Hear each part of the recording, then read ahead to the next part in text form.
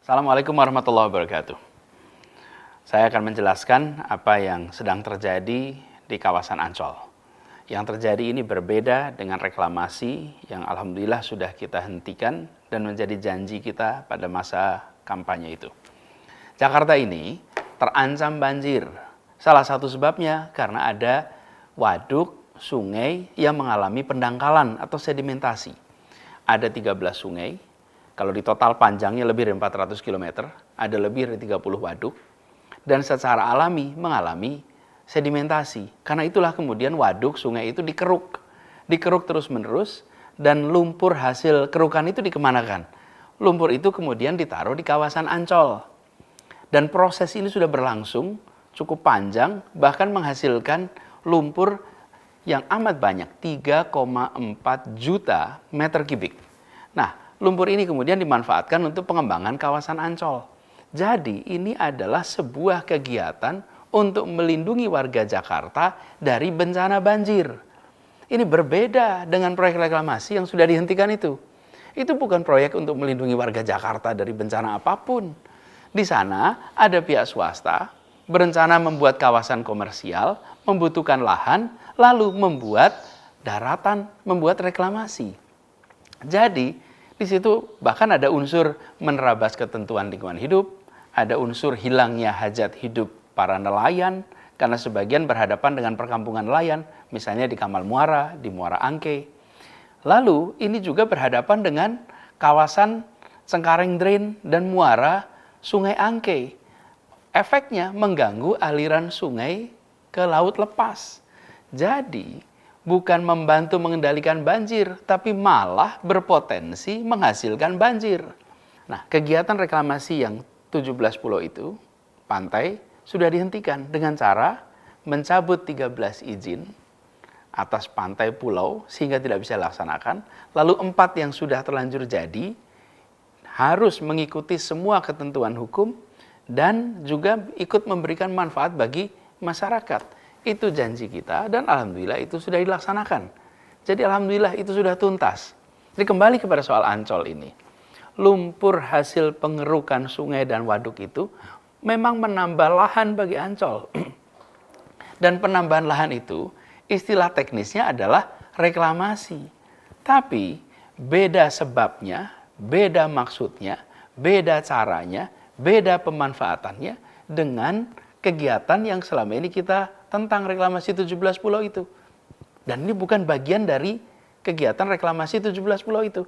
Ini adalah bagian dari usaha menyelamatkan Jakarta dari bencana banjir. Jadi, masalahnya bukan sekedar soal reklamasi atau tidak reklamasi. Masalahnya adalah kepentingan umumnya di mana? Rasa keadilan sosialnya di mana? Ketentuan hukumnya bagaimana? Nah, yang 17 pulau itu tidak sejalan dengan kepentingan umum, kemudian ada permasalahan dengan hukum, ada mengganggu rasa keadilan. Sementara yang di Ancol ini adalah proyek pemerintah untuk melindungi warga Jakarta dari banjir, lalu dilakukan pengerukan sungai, waduk, yang kemudian menghasilkan lumpur. Di situ kemudian muncul yang biasa disebut tanah timbul karena penimbunan lumpur di sana. Jadi pengerukannya oleh pemerintah, pengelolaan lahannya oleh pemerintah, dan pemanfaatannya untuk seluruh rakyat.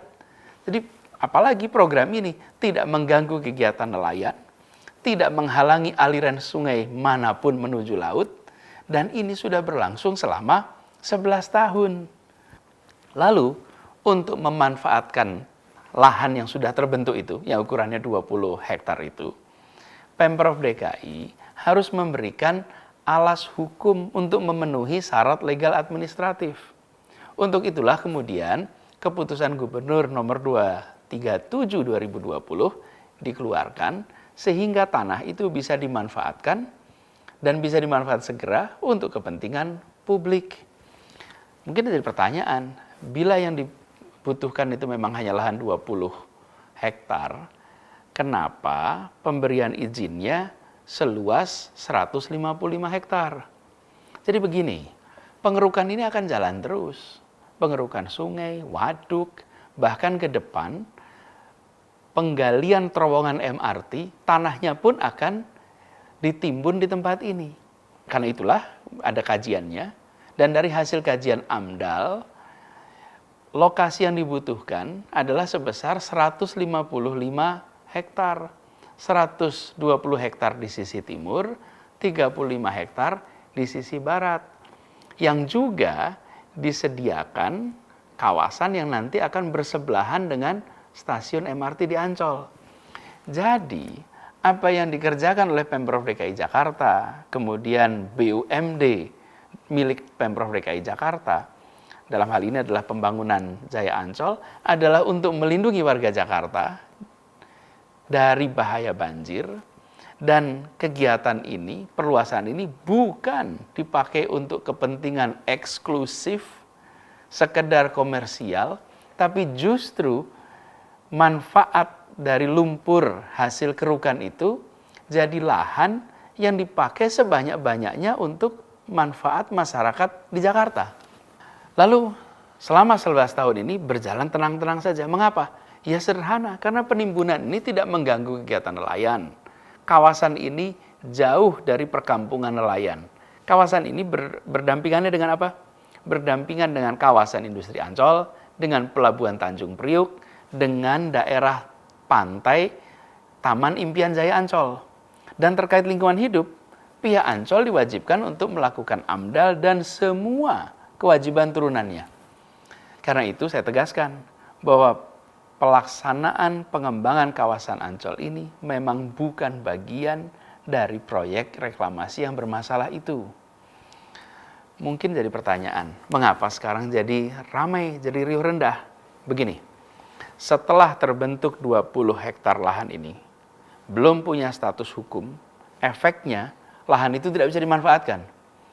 Untuk bisa dimanfaatkan, Pemprov DKI harus mengurus hak pengelolaan lahan. Kemana? Ke Badan Pertanahan Nasional. Dan itu semua membutuhkan persyaratan legal administratif agar lahan ini punya alas hukum dan bisa dimanfaatkan. Itu sebabnya bulan Februari lalu proses legal administratifnya dilakukan. Dan di kawasan ini akan diambil 3 hektar dari 120 yang direncanakan, dari 20 yang sudah ada, hanya 3 hektar untuk membangun museum sejarah Nabi. Museum sejarah Nabi ini akan menjadi museum yang dibangun di tepi pantai, bagian dari kawasan Ancol, dan museum ini akan menjadi museum terbesar tentang sejarah Nabi di luar Saudi. Insya Allah ini akan menjadi magnet bagi wisatawan bukan hanya Indonesia, tapi seluruh dunia. Nah, untuk itu harus disiapkan semua dokumen legal administratifnya agar pengurusan lahannya bisa dilakukan, agar pembangunan bisa segera dilaksanakan. Lalu mungkin ada pertanyaan, mengapa perlu ada perluasan Ancol? Ya, kawasan ini memang dirancang untuk berkembang sebagai pusat kegiatan wisata. Bukan saja bagi Indonesia, tapi harapannya bagi Asia Tenggara, bahkan Asia. Ancol saat ini ukurannya sekitar 200 hektar. Setiap tahun ada lebih dari 20 juta pengunjung. Manfaat ekonominya bagi Jakarta amat besar.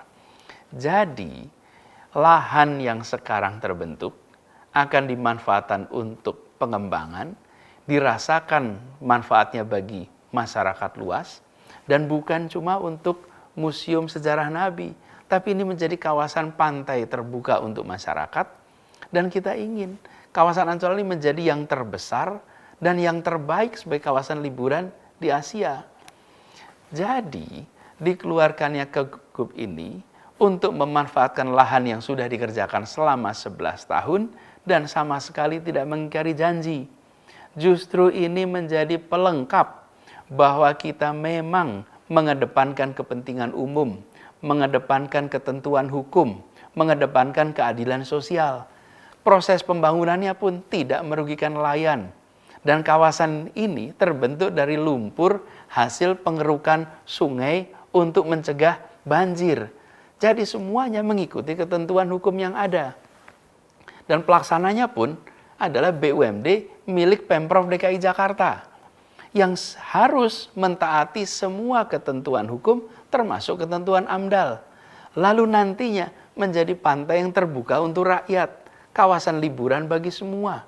Dan insya Allah bisa menjadi pusat liburan bagi masyarakat Indonesia, bahkan Asia Tenggara. Jadi ini penjelasan saya terkait dengan kegiatan yang sedang berlangsung di Ancol. Sekali lagi saya tegaskan, insya Allah semua janji itu telah dan akan terus dilaksanakan. Semua ikhtiar dilakukan untuk melaksanakan amanah ini dengan sebaik-baiknya. Sambil selalu berdoa kepada Allah Subhanahu wa taala, semoga selalu diberikan petunjuk, selalu dibukakan jalan-jalan yang lempang. Dan saya berharap dari semua, mohon doakan agar bisa amanah dalam menjalankan tugas ini. Terima kasih. Semoga Allah Subhanahu wa taala merahmati kota Jakarta dan Allah Subhanahu wa taala melindungi kita semua. Assalamualaikum warahmatullahi wabarakatuh.